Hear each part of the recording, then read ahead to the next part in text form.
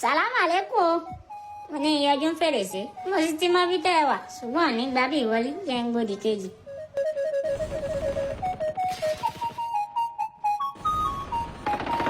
Kẹ́ má tẹ̀lé kí bàbá yín irúnmọlẹ̀ bí sí ń gòkè bọ̀.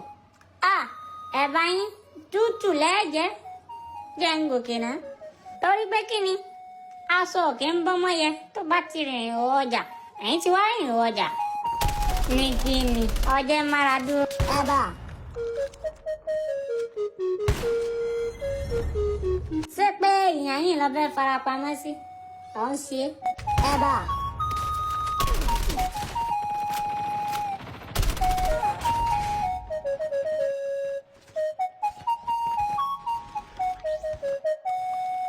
Àsìkò tó wá náà dà. Àsìkò tí mò ń ṣètò ẹ̀bà ni.